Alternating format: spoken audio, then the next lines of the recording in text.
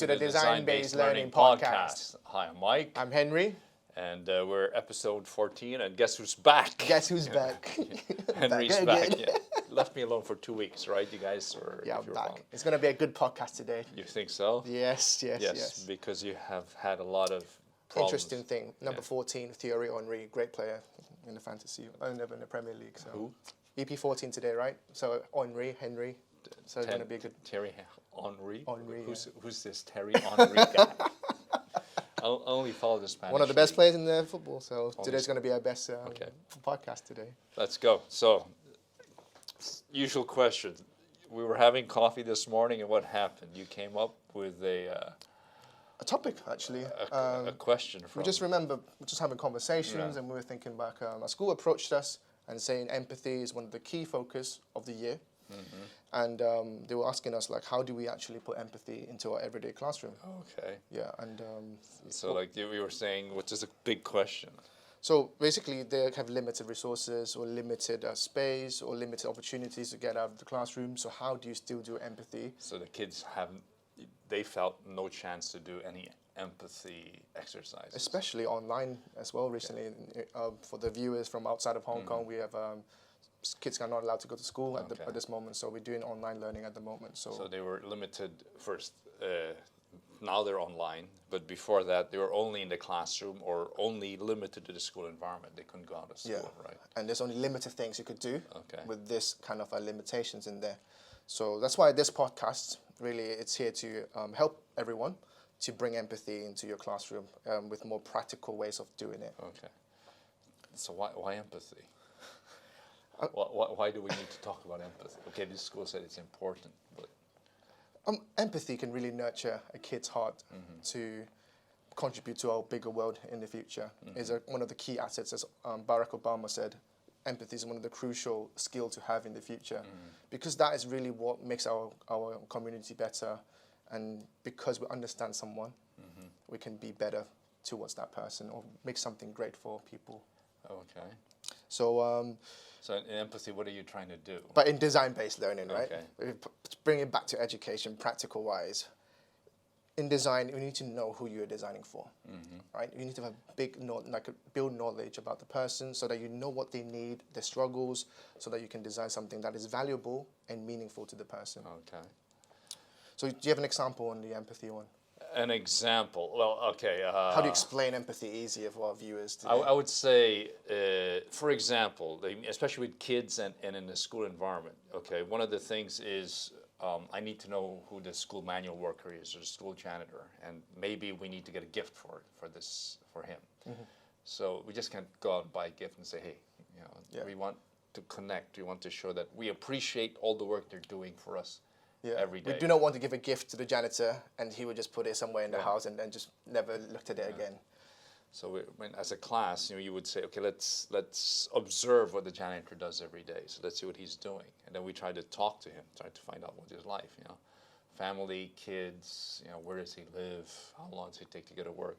So just getting an idea of what his needs are, what his wants are, or if there's anything missing, and then that's when we can pick a gift that would hopefully meet his needs, and he would appreciate it. So that empathy is, I try to understand the janitor, and when I give the gift, it's appreciated because we tried to understand his needs. Yeah, so it's kind of tailoring to their needs, and without that observation or talking to the janitor, we'll never know what he wants. Or when I get a good gift, we could just here's cash.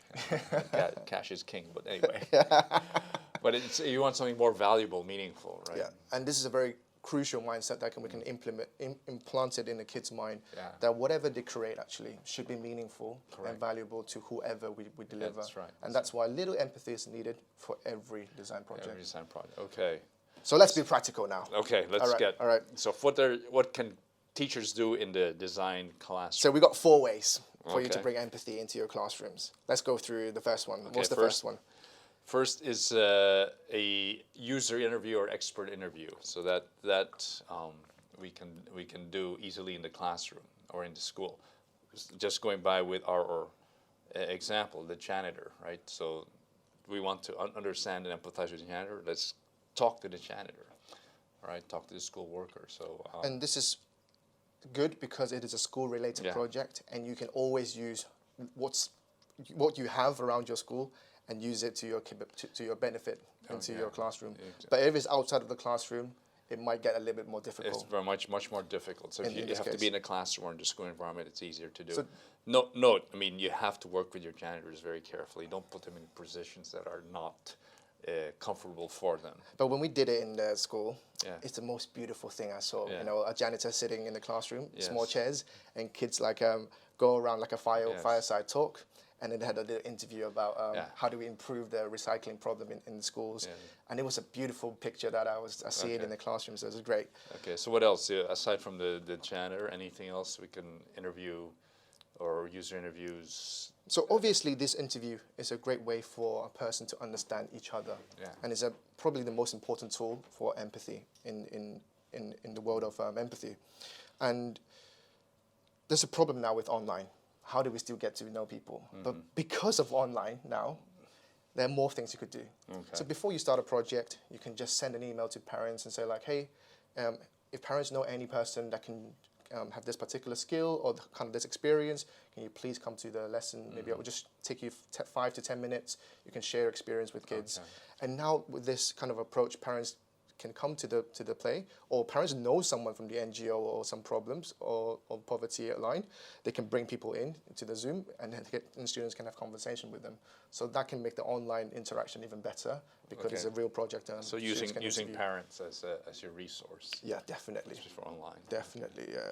And lastly, with this example, last year when we did the entrepreneurship program for kids, we messaged out to parents like, do any parents know anything about prototyping, or is a product designer?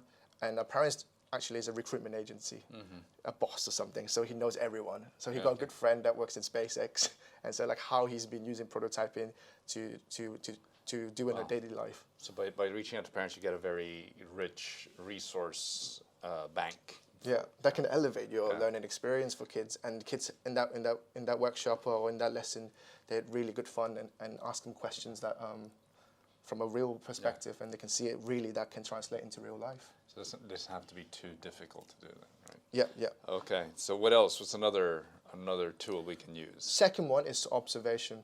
So sometimes interviews are hard to arrange, but observation is there's always something available for us.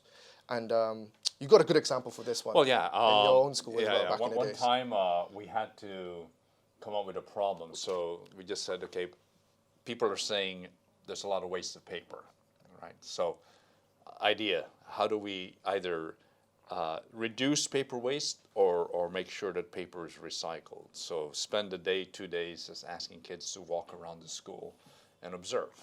Yeah. Okay. So see how paper is being used. So how paper is being used and how it's used at the end of the day. How is it being disposed? or look at the trash bin and try to Exactly. understand what's going on in there. Exactly. No, yeah. Just look at the paper and see what's happening from when it's picked out by a student or a teacher, and then where does it go at the end of the day? So that simple idea. And the idea is, okay, let's figure out how to reduce this waste, or how to make sure the maximum number of pieces of paper are recycled. So these are great in-school project examples that you can use observation in there. But sometimes you might not be working as a school project. Correct. How do you still jump out from a school limitation For or boundary? example, right now when a lot of schools are online, Yeah, yeah. and so how do you observe when you're no longer in school? So you need to play around with a kid Yeah. situation right now. So imagine if you were a kid, what is that something that they can empathize on or they can observe in their daily lives? So maybe mum is working from home every single day now. So trying to do a project, something related to mum. So a student can try to observe her day and see what kind of need or pain she's going through and try to design a solution for mum. Or just looking out the window and see what's going on in the street and trying to see kind of the problems in there, and they can produce some design work to help their community as well. Okay. So there are limitations, but there's always a way to work through it, and it's always that little creative spin you That's can put right. in there. That's right. Good. So third one, The third one is what? recreating the environment. All right. So an example is the small living space one. Why do we need to recreate an environment, do you think? Why Yeah, do we? remember we were doing this with the families that lived in subdivided flats, right? So we want So hopefully, I think the kids that we're teaching are not living in a subdivided flat. Or they can't go to the subdivided Yeah. flat. Obviously, logistics-wise, I have to notice my parents, it's hard to arrange. So they have to experience an environment. So you have to recreate the environment for them in school. Yeah. So one simple thing is just to put masking tape on the ground. And then here's the size of the flat. So imagine you're living here. You need to put a bed, you need to put a wardrobe, you need to put cooking utensils, whatever. So Toilet is a hard one to fit in. Yeah, that's right. Yeah. So students can, by creating it, they can try to empathize with the person in there.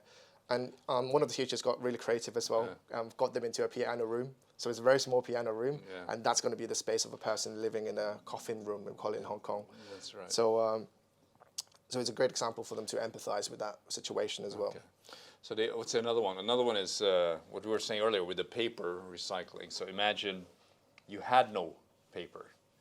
So one day of no paper. So how would you do that? Yeah. So trying to recreate the environment and trying to see if there are insights that are popping in there. So in the school, well, I can't even open my book, right? There's no paper. How do I learn? So trying to see.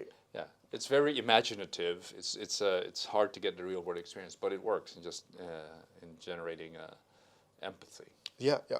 So the fourth one is the last one. Yeah. I think it's the most practical one out of all the tools that we will share here, because it is so easy to manage. Yeah. And also it can be used in the classroom quite easily. And this is called role play. Just role playing, right? Yeah. So how do you run a good role play? So basically in every design project there should be a person that the student is designing for. And you can build knowledge around the person or create a character so a student can try to act like the character. And in that group, students can ask each other questions and trying to share the knowledge, be the person and share the knowledge in there. Okay. So that's one way of doing it. But if students do not have the capability, all right, to do that, teachers can always do the acting. Yeah. Teachers can always pretend to be the person that they're designing for, or maybe the elderly, you know, like trying to walk like this. That's right. And So then do interviews. the teacher could pretend to be an elderly person, and then the student asks questions. Right? How do you feel about this? How do you feel about that? Okay. Yeah, and that's one way to do a manageable empathy experience. It's much in more there. manageable. Yeah, yeah.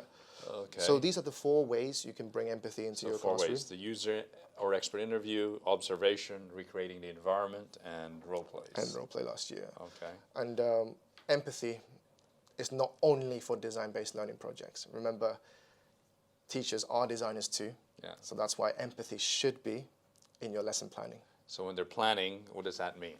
Trying to put empathy into it. Which means they need to understand their The kids, students. the And students. who are the users in this case? The students The students, themselves, right? yes. So the first thing you could do as well is to do user interview, try to understand what a kid wants to learn or any problem they're facing, That's right. trying to know what they want, and you can create a better lesson. So for their needs, for the school environment, for the subject, for the content, and they can plan. Yeah, and also observation as well, trying to see how that classroom dynamics in there and see any things we can work on.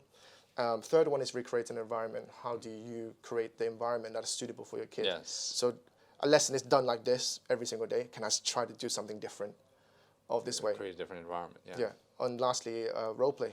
Yeah, well, that's when I think you work with, well, sometimes it's not even role play, you really get the students, it's the observation, but role play is you ask your other colleagues, how would you react if you were a student? Yeah, or imagine yourself as a student. If I role play in my class, how would I feel if I'm a kid?